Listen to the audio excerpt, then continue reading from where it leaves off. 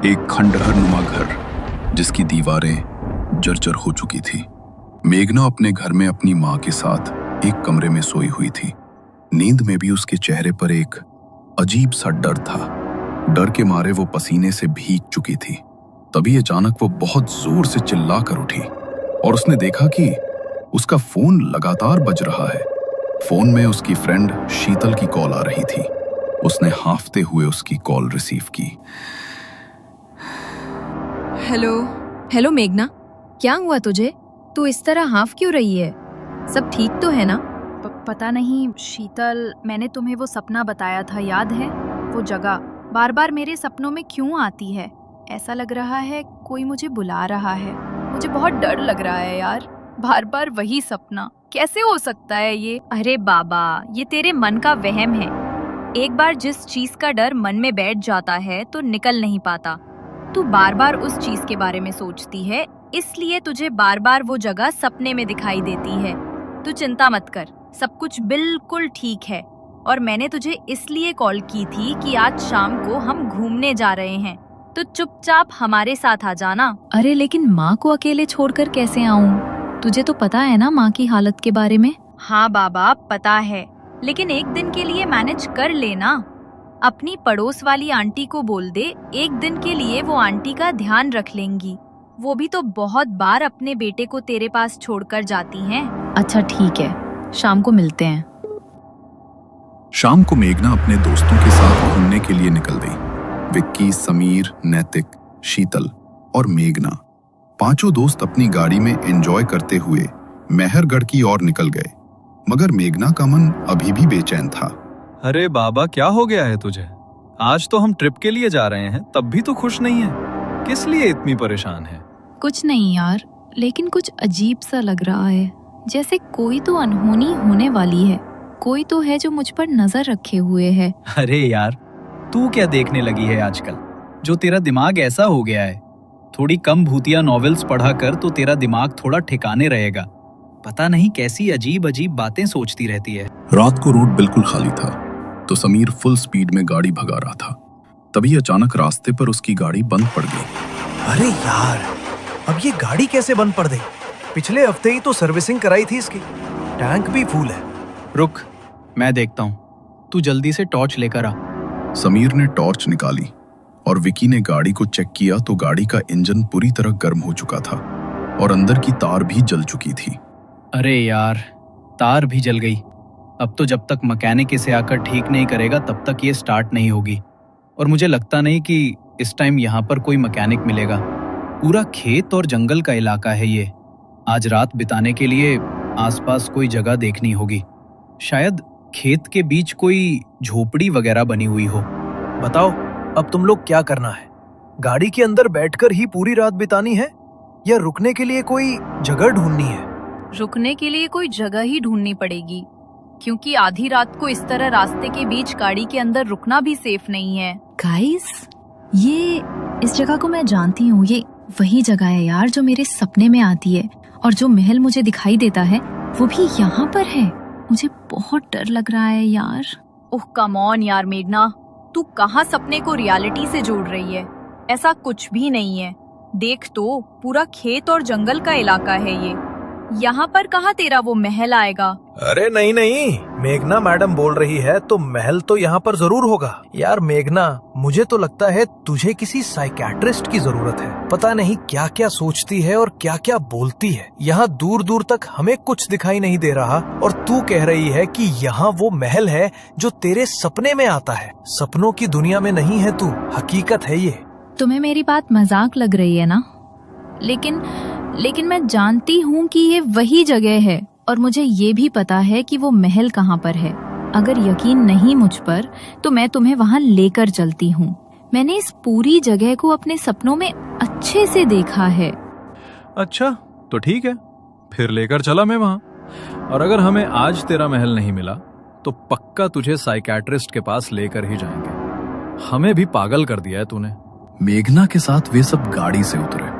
मानव ने गाड़ी को लॉक किया और मेघना उन्हें जंगल के रास्ते से होते हुए दाएं तरफ ले गई। थोड़ी देर तक तो उन्हें वहां कुछ भी दिखाई नहीं दिया। देखो देखो, कितना बड़ा महल है ना यहाँ पर। मेघना, क्यों फालतू के चक्कर कटवा रही है इतनी रात को? कुछ भी तो नहीं है यहाँ। बस थोड़ी दूर और सामने ही वो महल है। वो सब अब मेघना से इरिटेट होने लगे थे, मगर जैसे ही वो थोड़े आगे बढ़े तो सामने सचमुच एक महल था। उस महल को देखकर वो सब चौंक गए और मेघना की आंखें फटी की फटी रह गईं। मैंने कहा था ना, ये वही जगह है और मैं जानती हूँ ये महल मुझे खुद अपने पास खींच कर लाया है। मेरी जिंदगी का कोई राज यहाँ छुपा है, इसलिए इस महल ने मुझे अपने पास बुलाया है। मेघना यार, हो सकता है कि ये सब बस एक कोइंसिडेंस हो, और अगर तुम्हें लगता है कि इसका वास्ता तुम्हारी जिंदगी से है तो चलो महल के अंदर जाकर देख लेते हैं। वैसे भी आज रात रुकने के लिए हमारे पास कोई जगह भी तो नहीं है, तो हम आज की रात यहीं बिता लेंगे। मेघना उन सब के साथ आगे बढ़ी। तभी सामने से उन्हें एक बूढ़ा आदमी दिखाई दिया जिसके हाथ में एक जलती हुई लालटेन थी। वो इतना बूढ़ा था कि चलते हुए पूरा शरीर कांप रहा था, पर चेहरे पर एक अजीब सी गंभीरता थी। वो गुस्से में उनकी ओर बढ़ा। जानते नहीं हो क्या इस जगह के बारे में? क्यों अपनी मौत को न्योता देने आए हो? शांत है वो इतने सालों से, अगर जाग गई तो किसी को नहीं छोड़ेगी। अरे अंकल, ये ऐसी लोकेशंस पर आपके जैसे लालटेन वाले बुढ़े फिक्स होते हैं क्या? बेफालतू में डराने आ जाते हो। और मुझे समझ नहीं आ रहा, जब ये जगह इतनी खतरनाक है तो रात के 12 बजे आप महल के पास क्या कर रहे हो? आपकी उम्र हो गई है चाचा, अपने घर जाओ और जाकर सो जाओ आराम से। बूढ़ा कांपती हुई आवाज में उन पर चेतावनी देता हुआ वहां से निकल गया। वो पांचों महल की तरफ बढ़े।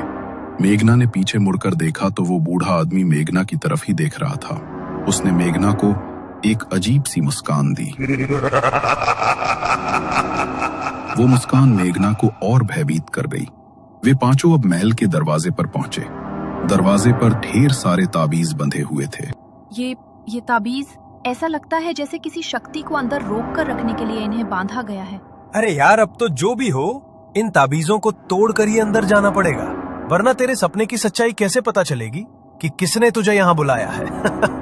समीर ने बिना कुछ सोचे समझे उन ताबीजों को तोड़ दिया। उसने महल का दरवाजा खोला। वो जैसे ही महल के अंदर पहुंचे तो वहां घुप अंधेरा था। विक्की ने अपने बैग से टॉर्च निकालकर उसे जलाया तो महल में हर तरफ जाले लगे हुए थे और पूरा महल मानो धूल की चादर में लिपटा हुआ था। हर तरफ से एक अजीब सी किरकिर की आवाज गूंज रही थी। तभी विक्की ने टॉर्च को दूसरी दिशा में घुमाया और तभी एक चमगादड़ों का झुंड आकर उनके ऊपर झपट पड़ा। ओह माय गॉड, ये तो हमने सोचा ही नहीं कि यहाँ चमगादड़ होंगे। अगर ये एक बार शरीर से चिपक गए तो निकलना मुश्किल हो जाएगा। निकलो यहाँ से, ये बढ़ते जा रहे हैं। एक के बाद एक चमगादड़ उनके सर पर मंडराने लगे। वो सभी दौड़कर दरवाजे की तरफ भागे, लेकिन हवा के झोंके से दरवाजा अचानक बंद हो गया। उन्होंने दरवाजा खोलने की बहुत कोशिश की, लेकिन दरवाजा मानो जाम हो गया। जैसे तो वो महल चाहता ही नहीं था कि अब वो पांचों उस महल से बाहर निकल सके। अरे अब इस दरवाजे को क्या हो गया? खुले क्यों नहीं रहा? कहीं तू हमें सच में भूतिया महल में तो नहीं ले आई? पता नहीं यार, पर यहाँ कुछ तो अजीब सा महसूस हो रहा है मुझे। जैसे ही मेघना ने ये कहा, एक जोर का झोंका आया और चमगादड़ों की किर किर वाली आवाज अचानक शांत हो गई। वे पीछे मुड़े। जहाँ कुछ ही पल पहले चमगादड़ मंडरा रहे थे, अब चारों तरफ सन्नाटा पसर गया था। ये कैसे हो सकता है? अभी तक तो यहाँ चमगादड़ों का झुंड था और अब एक भी नहीं दिख रहा। जितनी जल्दी हो हमें यहाँ से निकलना होगा। पुराने महलों में आने जाने के लिए काफी सारे दरवाजे होते थे। इस दरवाजे के अलावा भी यहाँ बाहर जाने के लायक कोई ना कोई दूसरा दरवाजा जरूर होगा। हमें वो ढूंढना होगा। मुझे नहीं लगता कि अब हमें यहाँ से बाहर निकलने के लिए कोई दरवाजा मिलेगा। मुझे तो लगता है हम इस महल के जाल में फंस गए हैं और अब ये महल हमें यहाँ से बाहर निकलने नहीं देगा। मेघना, तू पहले रोना बंद कर और शुभ शुभ बोल। एक तो हम सब पहले ही तुम्हारे सपने से इतने ज्यादा डरे हुए हैं और तुम हमें अपनी बातों से और डरा रही हो। वो सभी दूसरा दरवाजा ढूंढने के लिए पीछे की तरफ जाने लगे। तभी उन्हें वहां पर घुंघरुओं की आवाज सुनाई दी, जैसे तो कोई अपने पैरों में घुंघरू पहने उनकी ओर ही बढ़ता हुआ आ रहा हो। वो आवाज धीरे धीरे बढ़ने लगी और चारों तरफ से वो आवाज उनके कानों में गूंजने लगी।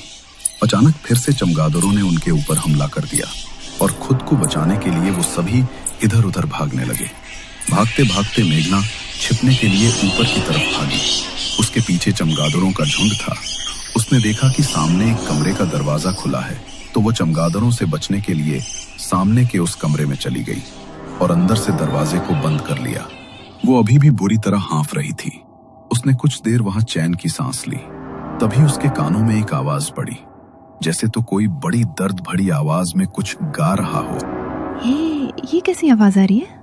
ये गाने की आवाज तो मुझे मेरे सपने में भी सुनाई देती है, जैसे कोई बहुत दर्द में हो। लेकिन मेरे अलावा यहाँ पर और कौन है? कहीं कोई आत्मा तो नहीं? या कहीं ये चारों ही तो मुझे डराने की कोशिश नहीं कर रहे? शीतल, विकी, समीर, नैतिक, तुम लोग मुझे डराने की कोशिश कर रहे हो ना? देखो प्लीज अपना मजाक बंद करो, मुझे सच में डर लग रहा है। मेघना को उसकी बात का कोई जवाब नहीं मिला। तभी उसे कमरे में घुंघरू की आवाज सुनाई दी। उसने पलट कर देखा तो कमरे की खिड़की बड़ी ही तेज आवाज के साथ खुली। कमरे के अंदर जैसे ही चांद की हल्की रोशनी पड़ी तो दूसरी तरफ एक परछाई उभरी, बिखरे बाल और नृत्य करती हुई एक स्त्री। उस परछाई को देखकर मेघना मानो उसकी ओर ही खिंचती चली गई। मेघना ने कमरे में अंदर की तरफ बढ़कर देखा तो एक बड़ी ही खूबसूरत नर्तकी के कपड़े पहनी एक औरत उसकी ओर पीठ करके खूब सुंदर नृत्य कर रही थी। उसके घुंघरू की आवाज और संगीत की धुन उस पूरे कमरे में गूंज रही थी। मेघना एक टकटकी लगाकर बस उसे ही देखे जा रही थी। तभी अचानक उसने नृत्य करना बंद कर दिया और अचानक वो मेघना की तरफ पलटी। उसका चेहरा बेहद भयानक था। आंखों की पुतलियां पलटकर ऊपर को हो चुकी थी और चेहरे का मांस गलकर उसके भीतर कीड़े रेंग रहे थे।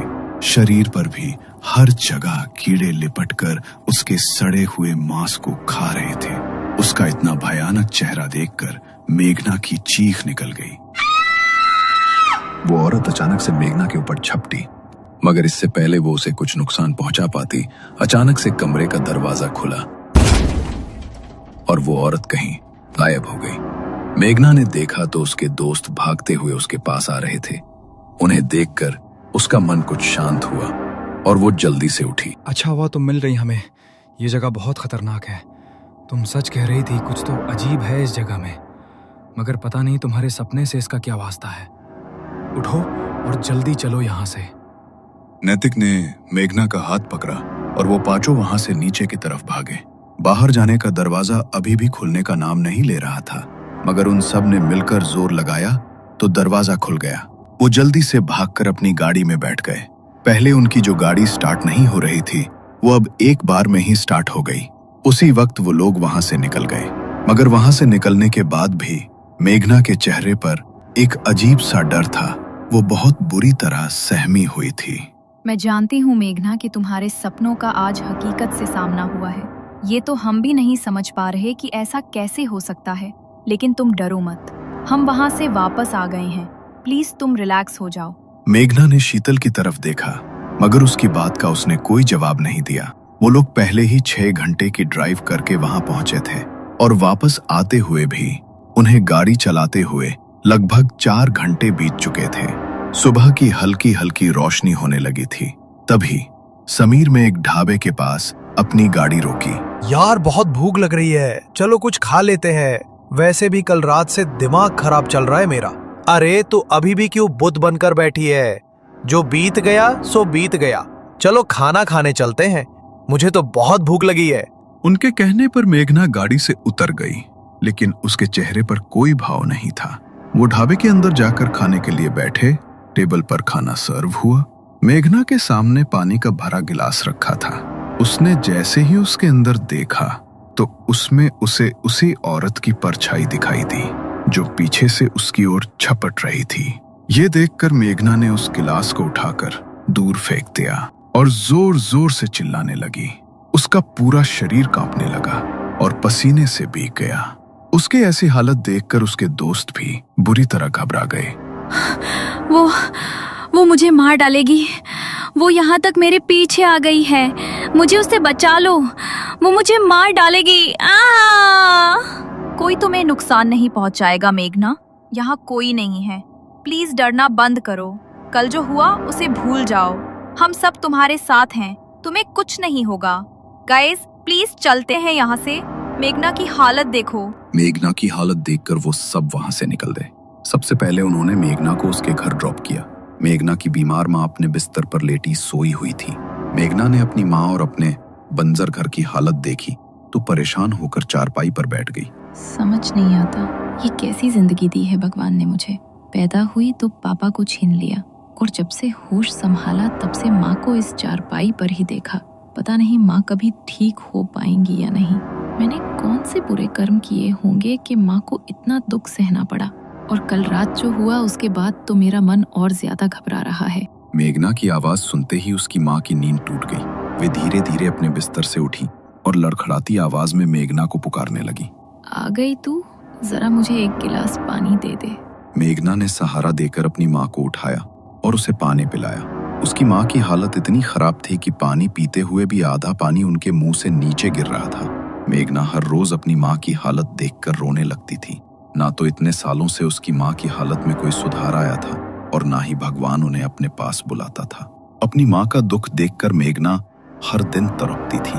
रात हुई मगर मेघना के दिमाग से कल रात की बातें नहीं जा रही थी। उसे बार बार आंखें बंद करते ही वो जगह और वो औरत अपनी आंखों के सामने दिखाई दे रही थी। आखिर क्यों दिखती है मुझे वो जगह, और वो मेरा वहम भी नहीं है। उस जगह को कल मैंने अपनी आंखों से देखा है और वही औरत, वही नृत्य, वही गाने की आवाज। बार बार मुझे ऐसा क्यों लग रहा है कि उसका नाता मेरे अतीत से जुड़ा हुआ है। कुछ बुरा, कुछ बहुत बुरा। ये सब सोचते सोचते मेघना की आंख लग गई। बड़ी मुश्किल से उसे आज नींद आई थी मगर जैसे ही वो गहरी नींद में जाने लगी तभी उसे दरवाजे पर ठक ठक की आवाज सुनाई दी।